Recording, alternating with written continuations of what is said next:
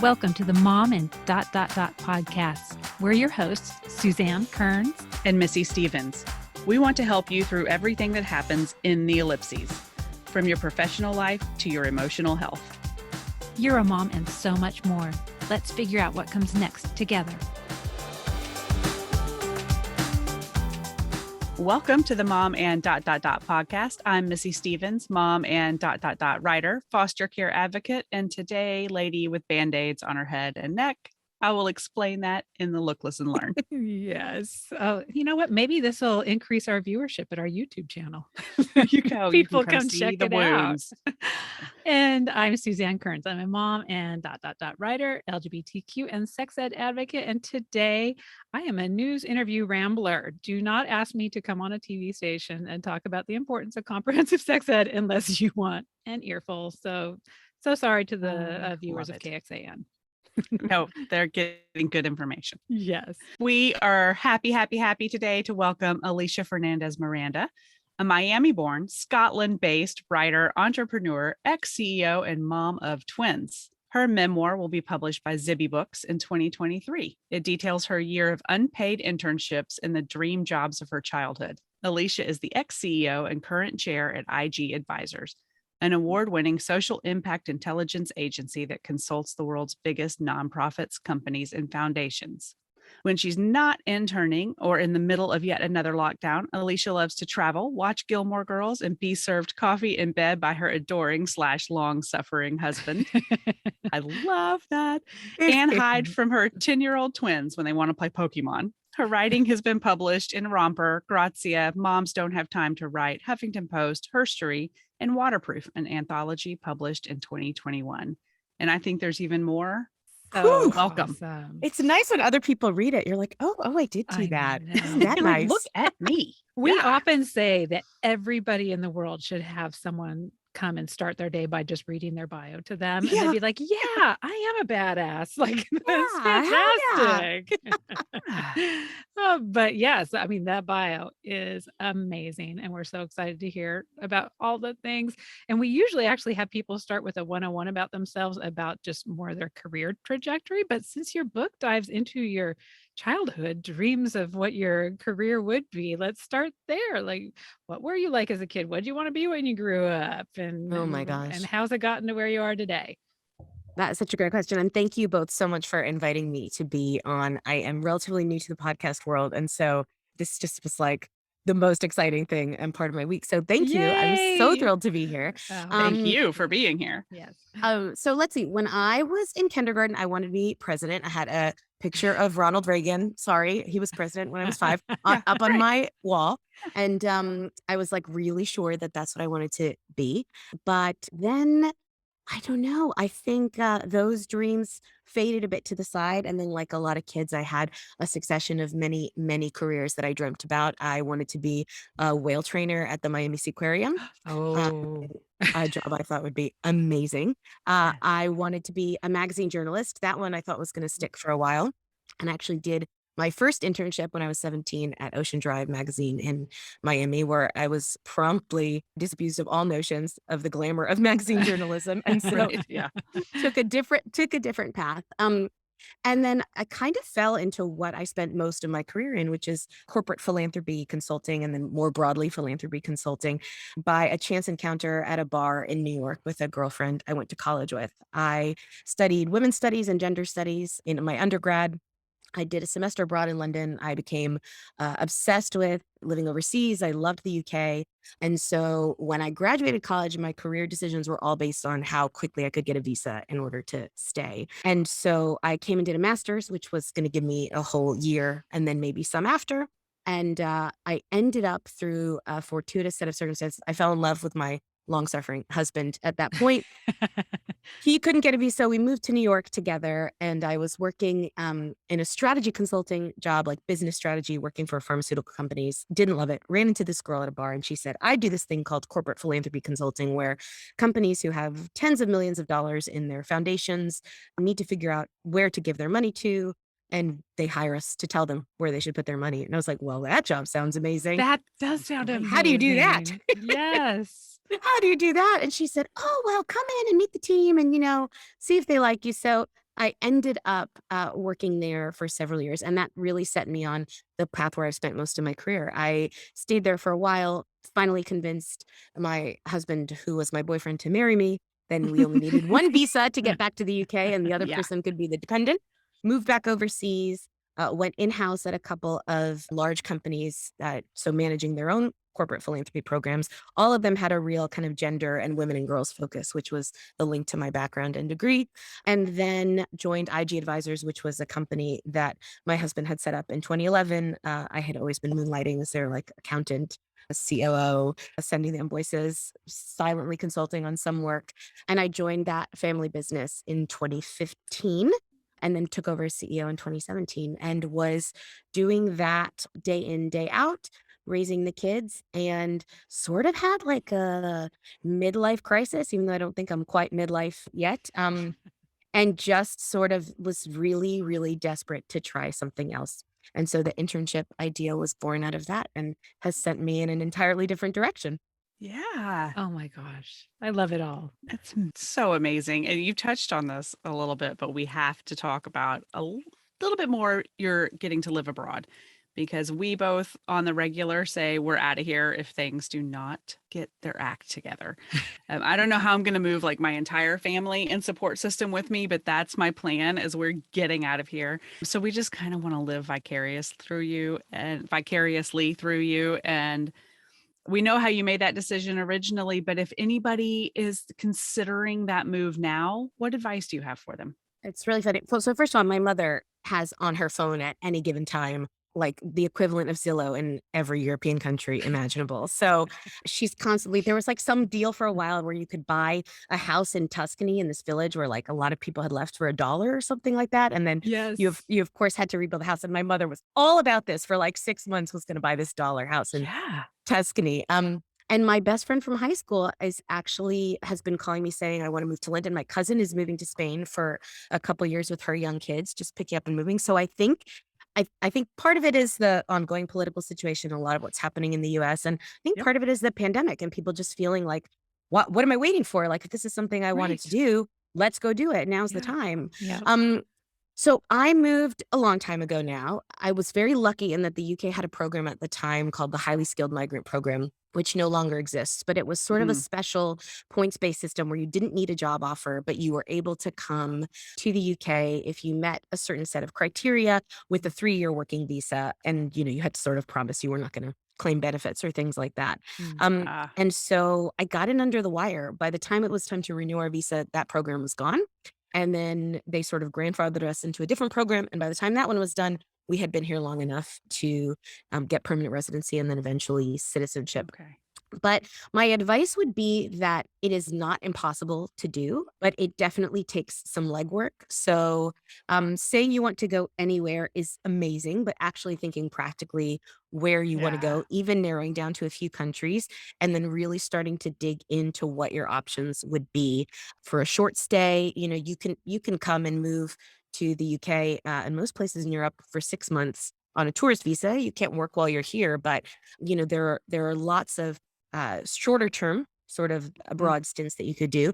And then for longer term, I would just say, really do your research. There are all sorts of random loopholes in a lot of countries' visas programs. Spain, for example, has a program where if you have an ancestor from a certain list of countries that were like former Spanish colonies, you can get a shorter path to citizenship by coming in that way. So there's all kinds. Well, I mean, write it down. Portugal has like there's certain, if you invest money, if you have like money to invest or you buy a property, they have like a golden visa scheme for some people to come over and do that. So there are lots of weird loopholes. It is not for the faint of heart. There are a cajillion forms.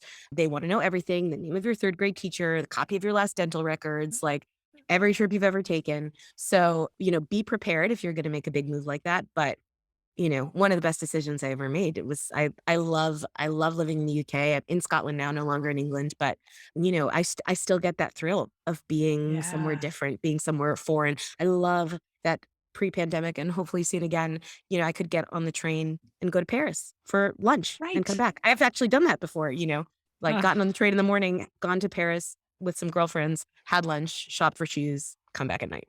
That's amazing. Okay, it's getting even Of more and more envy. tempting. I know. I got to get Zoe to explore some more colleges over there. We're doing college search for our daughter right now. Oh, And how woo, fun. where can we get you?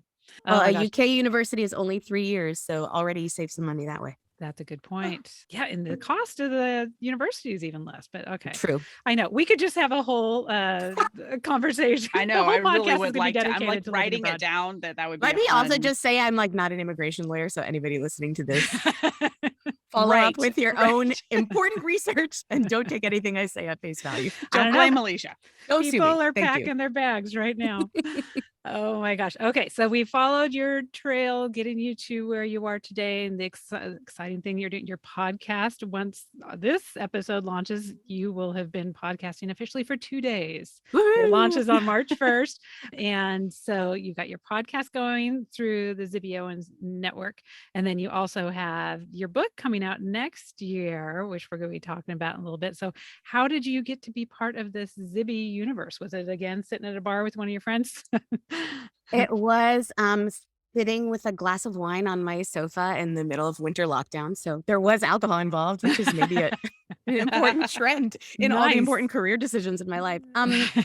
I did these internships. The pandemic sort of decided it wanted to get in the way and I refused to let it. I had been writing alongside doing the internships. In part one, I had always loved the idea of writing. I loved writing. I wrote a lot when I was younger. I didn't write for a very long time. And when I had the internship idea, the book idea kind of came along with it. And it became a very legitimate reason to say, well, I'm actually going to go move to New York for a month and sweep trash from Broadway actors in rehearsals every day, and leave my job and my kids and my husband. But I'm writing a book about it. And then people would be like, oh, well, that's like a perfectly normal thing to do.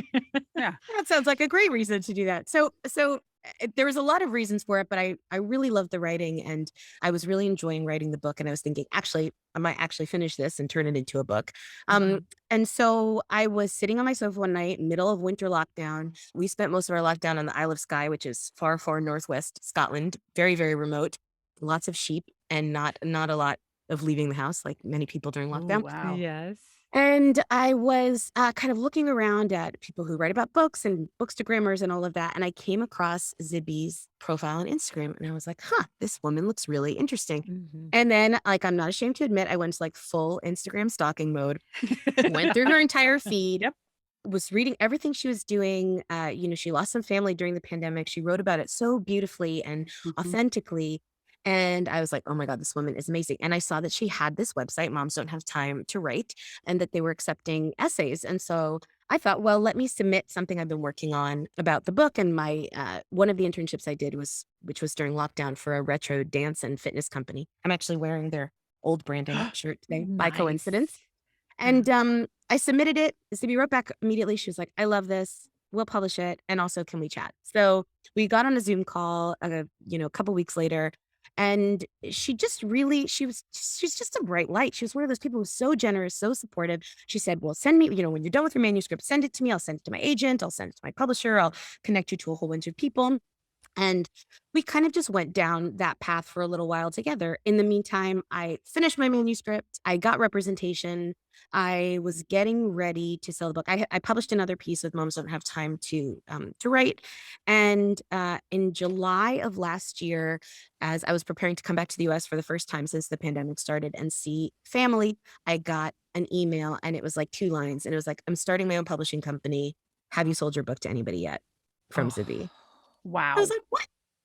Like, this does not happen. Like, surely this doesn't happen in real life. I mean, I queried 41 agents. So I was used to the sting of rejection. Yes. So I just sort of assumed that it would be the same thing. Like maybe somebody one day would be interested in my manuscript. And so I still kind of feel like Cinderella. Like, she loved the book. I sent over the manuscript. She loved it. She was still building up the team at the time. So it took a few months to kind of work everything out and discuss the announcement. And then I got to be part of this incredible ecosystem she's built of authors and podcasters and just people who love books. And it's just been so much fun. It is so amazing. I admire her because she is a bright light and she just has these ideas and makes them happen. And I love that. Yeah, we're having the opportunity to interview her in a couple weeks. You'll love it. You'll love it. She's like unfiltered. I had her on my podcast. She's, I think, going to be the third episode. And she just really is, and she's extremely entrepreneurial. Like she hustles, and going with a startup publishing house for my first book, I've invested a lot of time in this book. I've changed my entire career. I have a lot of writing on this basically, and Mhm. Right. so I was just, there's things to weigh out. I've been in the business world for a long time as well. So, I'm thinking, well, established publishing house, like where do I want to go? And, I just knew that Zibby was going to help me make my book a success because that is how she approaches everything. That's how She she Mhm. does it. is such Yep. a hard worker. And so I have not been disappointed. Oh, well, congratulations. I mean, Yes. that's a lot of we both know, we're both writers and we both understand. I've had a proposal in the works for the past 5 years, so congratulations for actually writing the book. I'm still working on the proposal. So, yeah, we bow to you and Oh my just gosh. Well, doing it. Just doing it. Yeah. Yeah. And thank you. about once a month or so, no, I'm lying. Almost every episode, I ask a question that's kind of selfishly motivated. But I'm so curious about this book, like going and doing the unpaid internships. I have an idea for a novel that's about songwriting. And so I've thought, oh, I need to go hang out with some songwriters. How easy was it to get these unpaid internships? How easy was it or how hard was it to get Mm, people to say, come hang out with me and write about it? Like, did they know mm, you were writing about it? yeah. So first of all, I highly recommend doing it. I think you should get off this recording and then go email 5 songwriters and see if you can shadow them for a while, because I'm all about internships now. I think for people who can, there's a lot of complications with unpaid internships. I did it as a very privileged person who had the opportunity to do it. So Yes. Yes. not to be glib about it, but it was harder than you would think. I have a pretty impressive resume, like not to toot my own horn, but I've got a couple Oh, degrees. I you had do. started a business. I had started a fashion app. I've done like a lot of stuff. And when I reached out to people cold, I mean, most people didn't even respond to me at all. They were Mhm. just like, what the hell is this? This person is Right. insane. Um, all of my internships ended up coming through connections or people that were already friends. And it took a lot of LinkedIn stalking, figuring out who knew who. I mean, I started my spreadsheet and I just went down the list and was constantly contacting people all the time. I had not written a cover letter in 10 years. I hadn't updated my resume in forever. I had to do all of those things. I went online, like all resumes have pictures now and people like rate their skills. And I was like, well, I can't do that. It makes me Ugh. now. Exactly. That was my Resumes are response. very different now. I was Yes. like, I So need a overwhelming. format that's not going to make me want to throw up. And Yeah. I crafted a cover letter. I sent it to one of my really good friends, Joni, and she was like, this is really well written. And yet it does not explain why anybody should hire you to do this. Like, what is the point? Um, Mm, but I was really unashamed to use my connections. And I think it going through people I knew or people that knew me and then could refer me on, it meant there was like a level of trust. They knew I wasn't taking Mhm. advantage of them. At the time when I started the project, the book was a really beautiful dream, but I had not written a line and I had never written anything. that's where So this is. I Yeah. didn't think, I shared with some people, I basically said, I'm going to be journaling and taking notes, and maybe I'll do something with it one day. But it seemed almost like the hubris of saying, like, I'm going to write a book about this. I couldn't even get myself to say it because it seemed so far fetched that I would even actually be able to accomplish it. Yeah. But now everybody knows, thank goodness, that it's actually turned into a book. But some people were really open. Harry Blaine, who I did one of my internships for, he's an art dealer based in London, an old friend, and I'm actually still working for him now on a number of special projects related to Oh. contemporary art as a result of my internship. But he just from the very beginning, occasionally he'd say, "Well, oh, this is off the record," but was just so open Yeah. and generous and willing to kind of share. And I found that people were less afraid and more supportive than I had expected them to be. Okay, so I'd love to hear more about the range of internships you did and like what were the ones Yes. kind of like your marine biology experience where it was like, "Ooh, this is not what I," or no, I'm sorry, it was the magazine Yeah. production where you were like, "This is not what it was cracked up to be." Like, which ones had the highest variance from expectation to reality, Oh my and gosh. which one were you like, "Oh, I should have been doing this my whole life." Like, what was all of it? They were all so, so different. And I have a long list. I started this project before the pandemic hit. And so my list was very long and it was like wild. I wanted to go work at Disney World. I still want to do that one. If anybody from Yeah. Disney is listening, like I'm up for that internship anytime you want to call me. I really wanted to do a marine biology internship. I thought that would have been amazing. I was Mhm. interested in art, always been interested in art. I was interested in food and hospitality. So I had a very kind of long list of things that I would have been willing to do and happy to do. And I had thought 5 seems like a good number. Like, let's see if I can do 5. And I was 2.5 weeks into my first internship, which was shadowing and kind of helping out 2 productions in New York, one Broadway show and an off Broadway show that were both about to open. And then the pandemic hit, and I had to fly home and pack up the kids, pack up the car. Everything was terrifying. Everyone remembers it well. We all have like pandemic PTSD slash still in the middle of Yes. it. Yep. Um, and I didn't want to give up the project. So I changed tactics and I did a virtual internship for my second one, which was retro dance and fitness.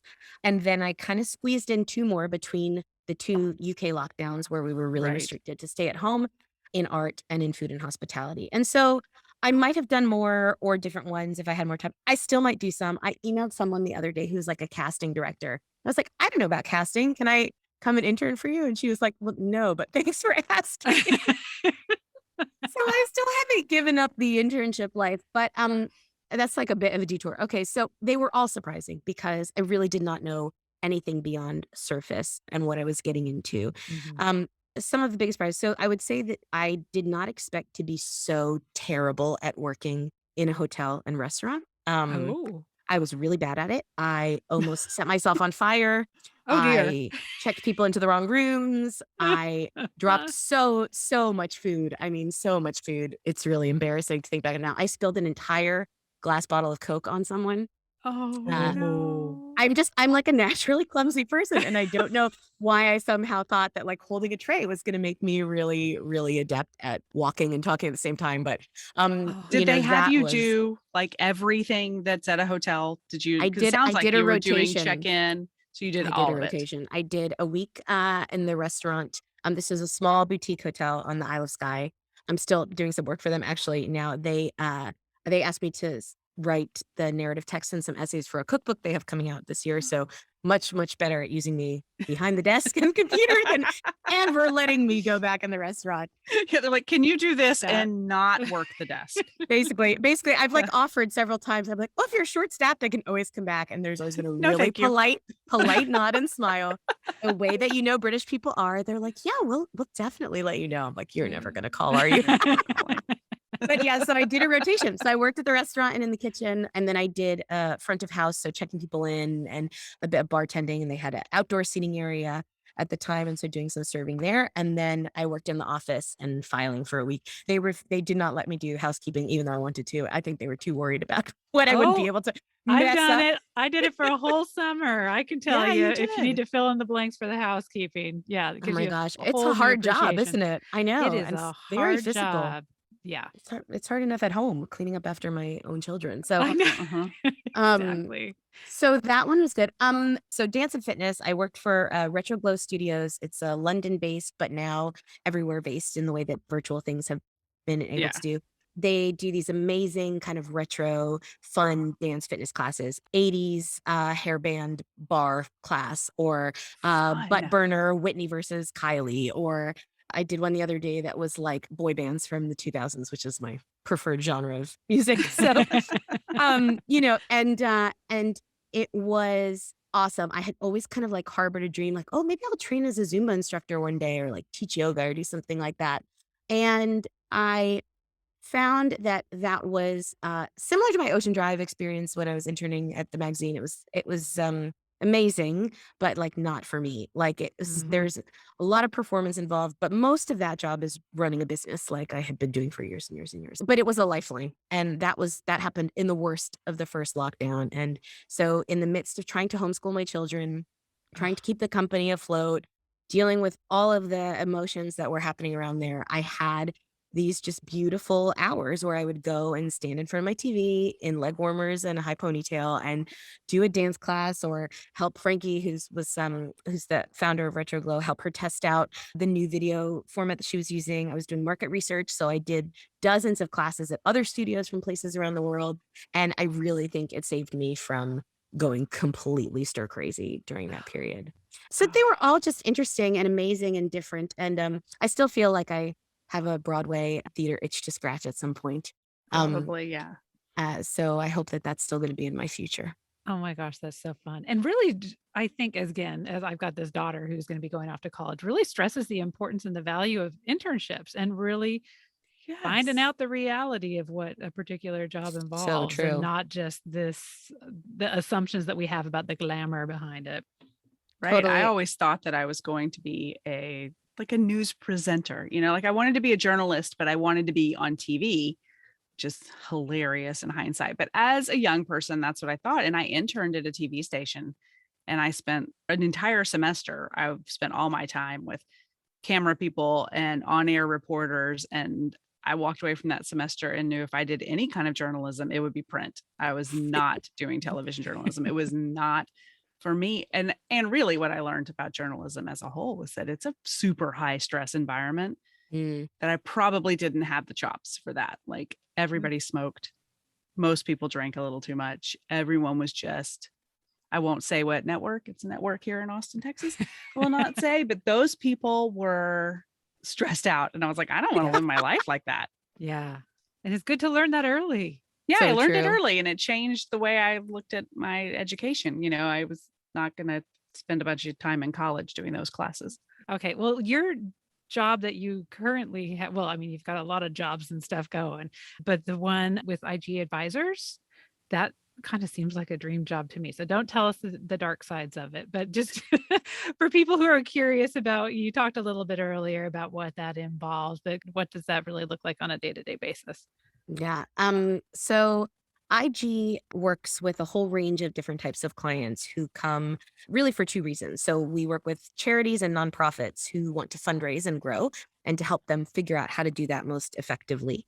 And then we work with people or organizations on the donor side. So that's everybody from very wealthy people who would like to give away their personal money, people who run their own family foundation, maybe with their family, larger foundations like the Gates Foundations, and companies who would like to do some good. Definitely on the corporate side, there's some branding benefits and business benefits that come along with doing social good.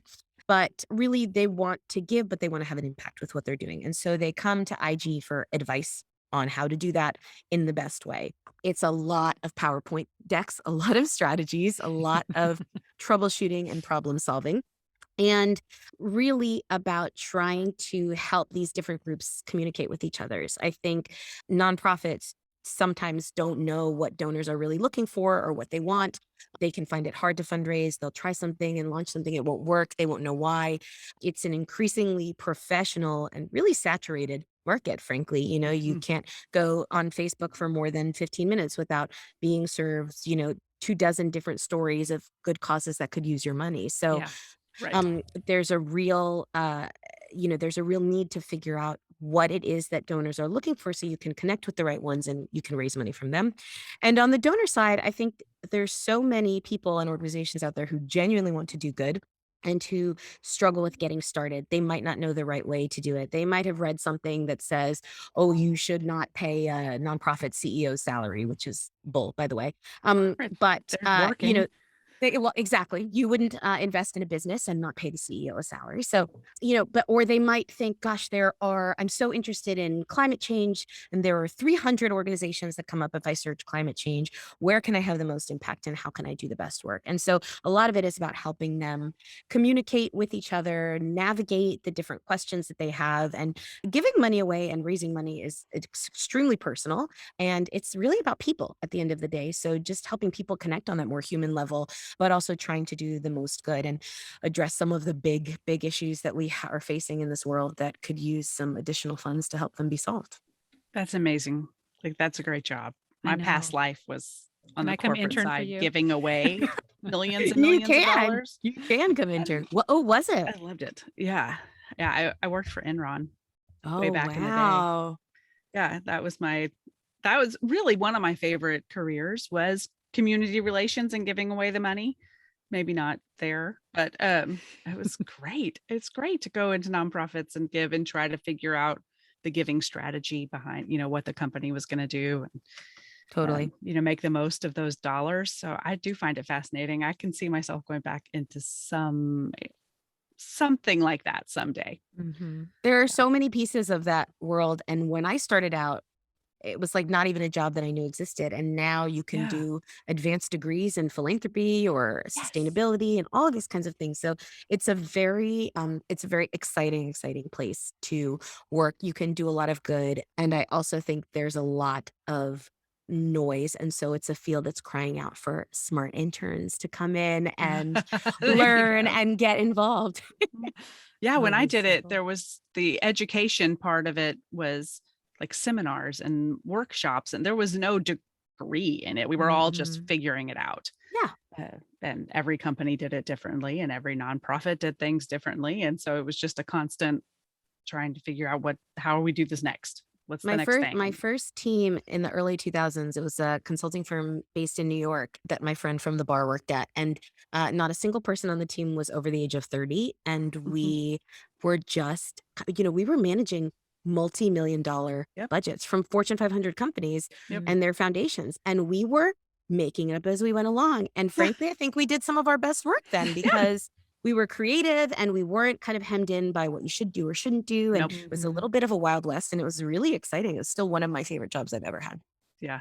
Oh. Yeah. I could see that completely. Yeah, I think in the sliding doors world, maybe that's where I would have loved to have gone. But again, just Your this door idea. can still slide. It's You not don't too know. late. My It's door's not too late. closed. I know. It's not too late.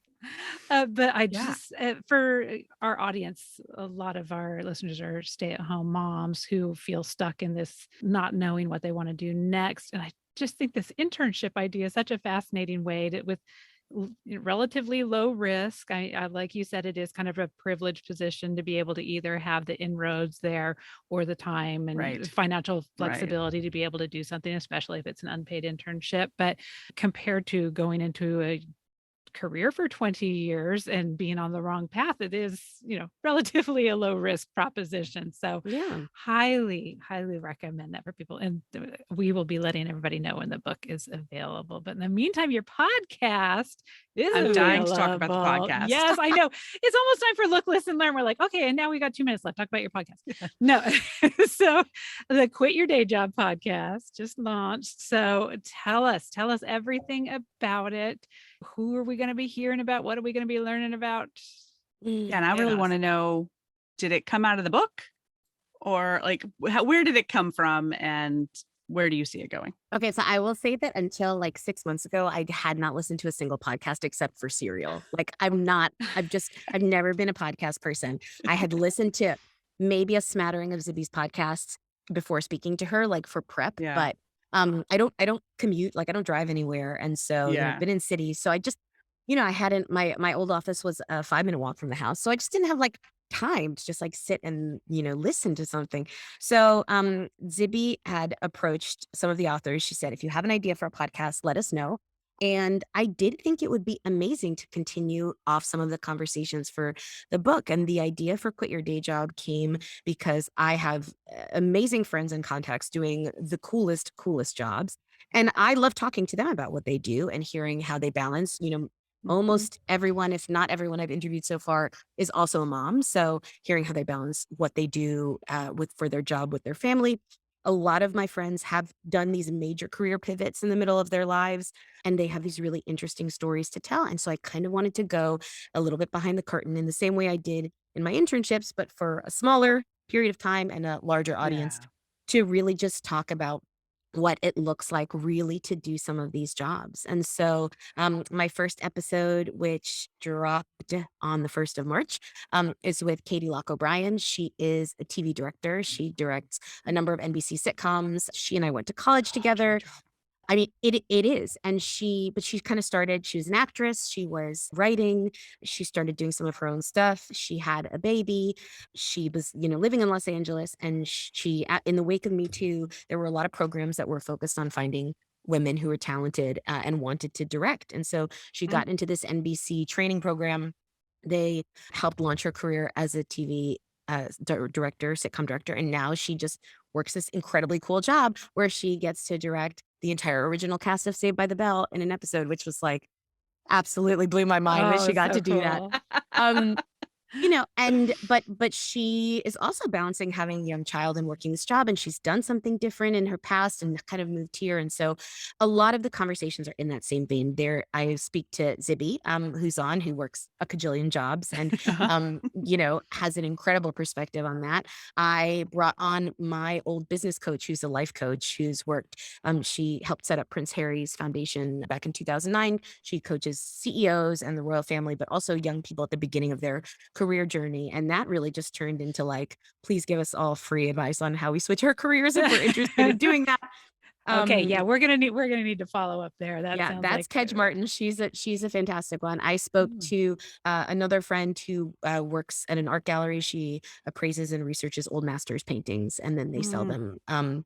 We've got Natalie Jordy, who runs the Hotel Peter and Paul in New Orleans, and just a real range of people doing super cool jobs, talking about their lives and their jobs. And for me, it's amazing. I just get to talk to amazing people. I mean, I'm sure you guys find this on your podcast as well. It's like yes. the most fun thing that I get to do in a week. Most fun. Yeah, and record it. So we really just kind of want to have these open conversations and start learning a little bit more about what these careers are like, and hopefully give people some of that motivation if they're scared or they are maybe considering a change or thinking about what they do next, to just find out more and learn more.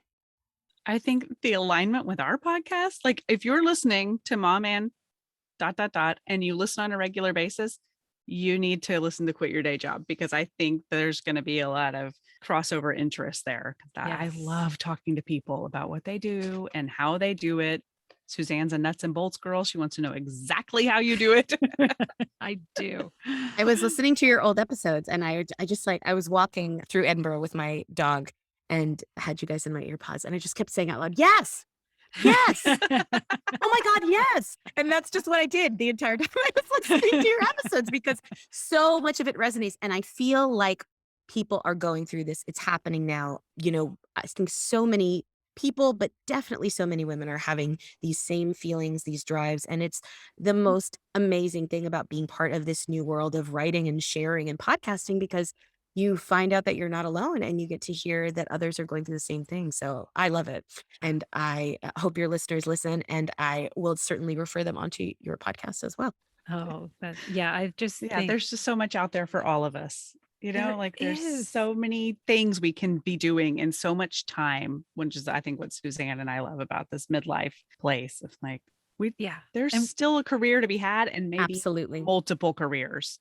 And what I love about Quit Your Day Job is just this idea that someone may not even know that that career is a career. I mean, there's so much we don't even know that we don't know about, oh, that's even an option. Like that's something that I could do. I just think that's so exciting. So yeah, I'm hopeful that people will listen to some of those stories and just get that tummy flip like Missy does sometimes and be like, oh, that maybe I will give that a try. That's for me. Sometimes you hear it and you're like, oh, I didn't know it, but that lights me up. Mm-hmm. Yeah. Yes, I hope so too. And it would be great if someone listened besides my mom. So they're great listeners, though, the moms. Hi, Mom. Yes. Yeah. Oh my goodness. Oh, look what time it is, Missy. Well, it's about look, listen, learn time. But before we go to that, where's the best place for listeners to find the podcast and just to find you, to follow your socials? So the best place to find me is on my Instagram, and it's at Alicia F. Miranda, or my website, which is aliciafmiranda.com. And that's ALISHA for those of you that are just listening and not looking. And all the links to podcasts will be available on Apple Podcasts and Spotify and anywhere where you regularly get podcasts. But I'll always have the most up-to-date stuff on my Instagram and my website. Awesome. Perfect. And if you haven't listened before, Look, Listen, Learn is where we all just share something we're reading, watching, maybe a new product we love. It ranges from the really deep to the really superficial, whatever is making you happy this week. And we often don't make our guests go first, but we know you know what's up. So if you'd like to go first. No, No, you go first. You go Okay, first. okay, Suzanne, you go first. I'll go first.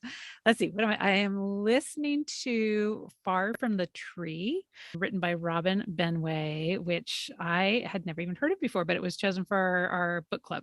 And so it was a unanimous choice, which doesn't happen very often with our No. book club. Wow. So I was like, ooh, but Missy, I don't know if you've heard of this one either, but I think you'd be particularly interested because it has to do with foster care and adoption. But so it's these three biological siblings, they're teenagers, and they've all been raised for various reasons in three separate homes. Okay. One of the siblings has just had her own baby at 16, and she's given that baby up for adoption and now wants to find her own biological mother. And then in the process of that, discovers the fact that she's got these two siblings she didn't know about, and they kind of meet up, and it's just a really sweet. I really think I want to have my daughter read it. It's when I looked up the book after I'd already like bought it and stuff. It's like, oh, for grades, 10 through 12. I was like, oh, okay. This is all right. Is it fiction or nonfiction? It is fiction. It's Totally fiction. Okay. Yeah, Wow. yeah. Yeah.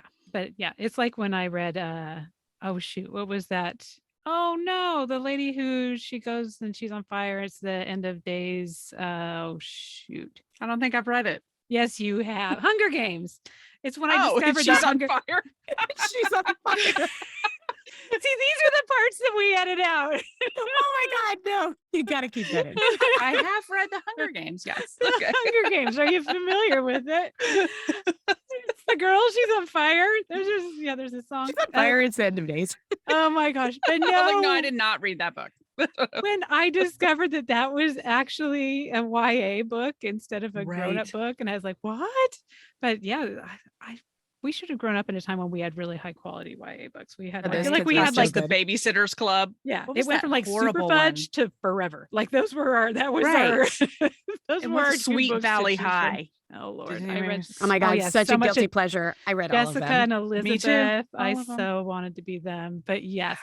Okay. So aside from that though, it is safe for YA. It is Okay. but it's also just they do talk about the sex because there is a baby. And there's a Right. little cursing. So depending on how you want our kids hear it all, which is going to be one of my next things. But anyway, really, really good. Both Missy and I do volunteer work in the foster care related Amazing. area. So, but it was just very interesting to hear how different your life can be based on factors outside of your control. Yep. And then also, who you have access to and what type of resources you have financially and emotionally supportive parents, that type of thing. So Yeah. very, very, very interesting to see how they all come together and how different that is. And the author handles it really beautifully. I thought it was really well done. And my learn, it's going to be your learn. I don't know. I'm just feeling very ranty about my interview with the TV news station this morning, because the reason I had to do it is because the Austin Public Health decided, because there's such this gap of sex education in the high schools, that they were going to offer it at the library. They were even going to provide lunch. I don't know what it says, kids could earn up to $100 going there. So I think maybe they had prizes. Wow. It was incentive to get kids involved and whatever. Right. When they first said that it was a paid sex ed, I thought people were paying to do it, because I know quite a few people who want it so badly for their Right. kids that they will pay for it. So when They would it's pay, the right. kids are getting paid, really? Why? Because I know so many people who would pay for it. But anyway, the fact is it's got squashed. It was supposed to be a spring break program for these kids to have access to, because, oh gosh, I think it's every 10 hours in Travis County, where Austin is, a teenager has a baby. Oh my God. 10 And I hours. bet a bunch of those babies are going to be conceived over spring break by kids I'm who sorry, I didn't get to laughed. go That's sex ed. No, I mean, you do Right. laugh because it's ridiculous. Yeah. It's just ridiculous. And the same people who are fighting who got squashed from the spring break thing are the same people who are like, oh, we don't want it taught in our schools. This isn't being taught in their schools. It is something in the Oh, library. I grief. mean, granted, it still should be taught in schools. I'm not even going to let them have yeah. that argument. But it wasn't even going to be taught in the schools. It was going to be taught in the library. Parents had to sign off on it. It was authorized. They wanted this desperately for their kids, and now they don't have access to it because there are a few, just seriously, such a Ugh, small such a fraction shame. of people who are just so noisy and so feisty about it. And so I really just encourage anybody out there. I know parents don't have time. And sadly, a lot of the people who can be the squeaky people who are shutting down these things don't even have kids. That's Yeah. why they have That's such an what's abundance so of time crazy. and energy to go and just be rah, rah, rah. We don't want to have anybody know that there are gay kids in Austin. Like it's just, anyway. So I just encourage people who are supporters, because we are the vast majority. The survey that they did for AISD parents, 95% of the parents want to have sex ed in their schools. Please don't be so quiet about it. Bring it up at wine nights. I don't expect you to have to go on KXAN and talk about it, because that was terrifying, but talk about it with your friends, talk about it with your kids, talk about it Yes. with the teachers, talk about it with your principals, support it, because the people who don't support it are this little Real noisy. tiny group of people, Mhm. and they are Mhm. making decisions for your kids right now. So that is my soapbox for the That day. is such a shame. Well, thank you for doing it. And thank you for going on the news. I know it's the most uncomfortable, awkward thing to be interviewed. Yeah, it was so gross. I can do many podcasts in the world, but when someone puts Yeah. me on the news, I'm like, words? I don't know words. I can podcast all day long, but in my past life, I was interviewed on the regular for events, and it's painful and awkward. And so, yeah, thank you God. for doing it, because it's Oh. important. And I ranted really long. So Alicia, we're going to have you go next, just in case you have to jump off at the hour. And then we'll have Misty go solo. Yeah. I just have 2 hungry children here. Who cares about them? They can make their own Oh, food. yeah, they're fine.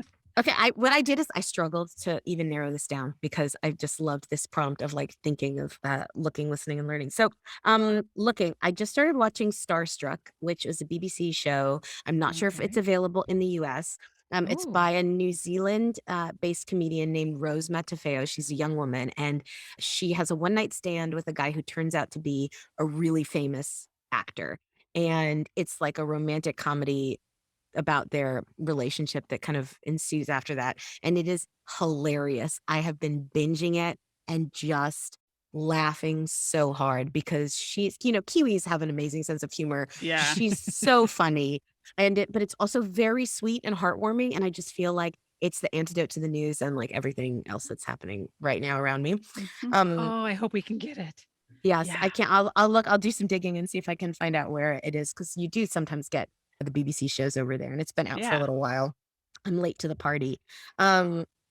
Listening to it, I was like so embarrassed. I'm still listening to Taylor Swift. It's just Me too. I'm There's no still so shame. happy. loving the re-release of Red. I play the 10-minute All Too Well at least once a day. It's embarrassing how much I listen to it. My kids are always like, "Oh my God, Mom, stop." Stop with Mine the ask if it's been put on on. We repeat don't all talk day about long. Bruno. I'm like, no, we're not listening to Bruno. We're listening to Taylor Swift. So, so that was my listening to, and I love then it. learning. I just finished this amazing book, which I could not recommend more highly. It's called Olga Dies Dreaming. It's by Xochitl Gonzalez, and in the book, she goes deep into this amazing history of Puerto Rico and the Puerto Rican revolutionary movements, which I'm embarrassed to say is not something, as a Latinx person who grew up in the US, I knew anything about. And it's a novel. It's a beautiful novel about a brother and a sister who are from Brooklyn, and she's a high-end wedding planner. He is a congressman, and it takes place in the lead up to Hurricane Maria. But she really imparts the history with such a light touch. You don't ever feel like you're being taught. And I love when a novel does that. I love when I Me learn too. something from a novel and it doesn't even feel like I was in a class or reading a nonfiction book. So Mhm. Olga Dies Dreaming, I think it's in hardcover right now. It's just so, so good. So recommend that very highly. Oh, I'm so All right, it's on the excited. list. That sounds really good. Yes, I need a new one, because I'm buzzing through my book so fast. So yes, I You need a new one. really are. I don't know how you do it. Well, because I do the audiobooks and I've been training for a half marathon. I mean, I I listened guess. to Oh, half. that's so good. I listened to half that book during our half marathon. So Yeah, that's yeah. true. Yes. That's true. Okay, Missy, what do you All got? right. Is it my turn? All right. Well, I will explain my Band-Aids. That's my learn today. So I went to the dermatologist for my annual skin check this morning before this recording, and mostly passed my skin check, which is great with fair skin and this red hair. Every year I'm waiting for them to be like, that's the one that's going to kill you. Oh, God. And so yeah. I mentioned, though, that I feel like my hair is thinning a little bit. I just thought it was age. And I feel like mostly always had bangs. And I'm like, I feel like my bangs are just thinner than they used to be. And I'm thinking she's going to go, here's minoxidil or, Rogaine or whatever. And you're just almost 50 and off you go. Mhm. And she said, well, she asked me some questions about my family members and stuff. She's like, I think it could be this like hereditary alopecia, something or another. I'm sorry, I don't have the correct name. Oh, I'll wow. put it in the show notes. And the bad news is like, there's really no treatment for it, but they can kind of slow it down. But to find out if that's what it is, she had to biopsy it. So she punched a hole in my head up here this morning.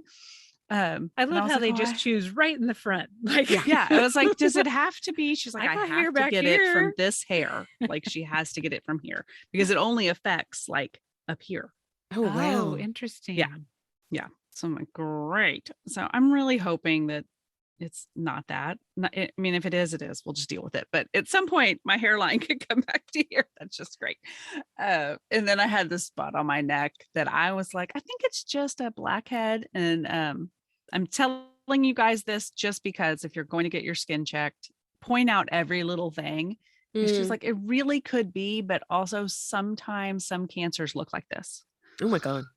Like, great. It always is the ones that you don't like, the big giant brown ones, and they're like, oh no, those are fine. And then you're like, but I had this little tiny clear thing. And they're like, oh well, geez, get down here. So it is good. Every time I think something is the one that is going to do me in, they always laugh at me and are like, she calls them a gift of time, which I find really sweet instead of saying an age spot. Yes. She's like, that's just a gift of time. That's nothing. That's nothing. And this, I just thought was like maybe a blackhead or maybe, I don't know, just something like I couldn't really get to it myself, but I didn't think it was anything. And she's like, it probably isn't anything, but I'm going to do it. So I left there and I'm like, for my job, I'm on a camera. Mostly people listen, but every once in a while people see. Of course, this is the week that we're recording like 6 interviews too. Oh yeah. I'm like, so all week I'm going to have different like headbands and hats. And this will be the week to check out YouTube's and by the time all these air, it'll look like I had Band-Aids on my head for months. That's true. Yeah.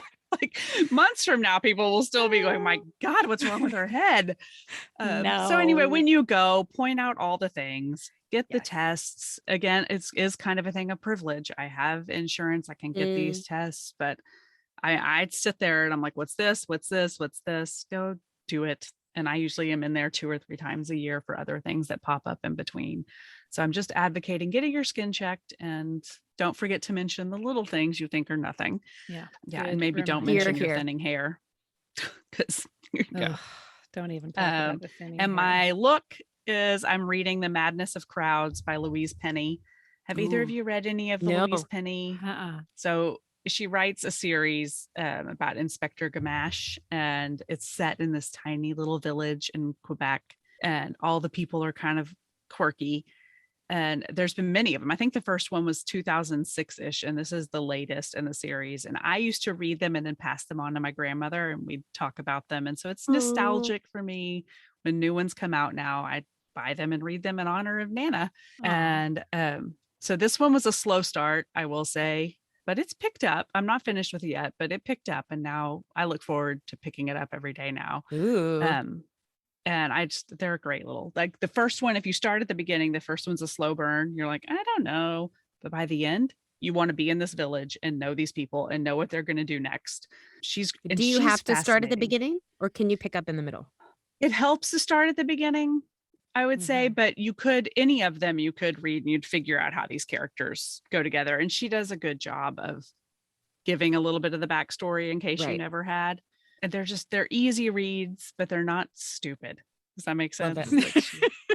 That should be your Amazon She's a review. really delightful person, Louise Penny. I've heard her speak and I love her story. She was older when she wrote her first book. It took her a long time, which resonates with me. Love that. Because I'm a very slow writer. And her husband used to come home and check the top of the TV, she said, because she would watch Oprah all day long. And then when she heard him coming home, she like, turn off the TV. And then like, I'm writing. Oh my God. Like I connect with that so much. Do TVs even work like that anymore? I don't even think they. No, I don't think they're even hot anymore. Like this is a long time ago. Remember the front of the TV used to kind of disappear and they'd be like green for a while. Sparkle. Yes. So he'd come home and check, but she also just co-wrote a book with Hillary Clinton.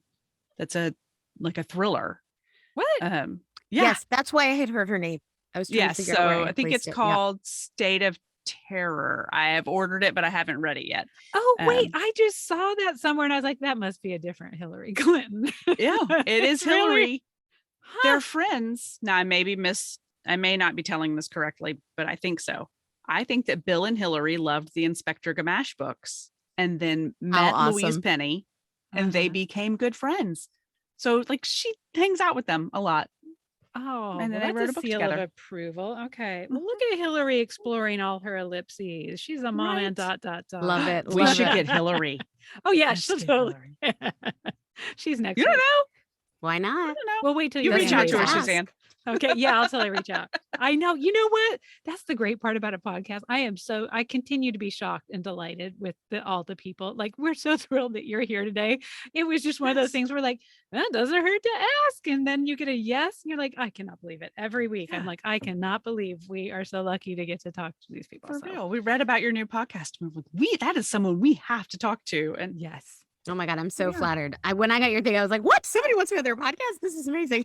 Oh, yes. Oh, no, that you are going to be a must listen. We are going to be referring to you often. I'm sure it's one of those things like, I mean, how many times do we talk about the Mom 2 conference? Like there's few things that it feels like we are sponsor the show because we talk about them so much, but I'm sure that every episode we listen to, we're going to be like, you need to go over to quit your day job and listen to this story. Yes, So, yes. I can't everyone, wait. Everyone is welcome. Yes. I'm so excited for it to be in the world and just for people to hear the stories of my guests because they are so cool.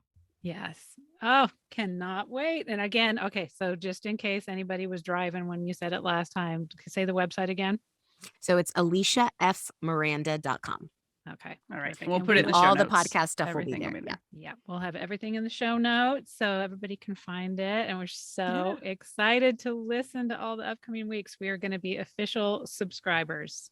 Oh, this was so much fun. And I am also loving your podcast. And I feel thank you. If my podcast is a huge failure, the fact that it opened up a whole world of podcasts to me, I will always be eternally grateful because it's been really, really cool to find other podcasts like this one to listen to. So thank you guys so much. Oh, thank you. And it's not going to be a failure. You're going to knock it out of the park. It's a great topic.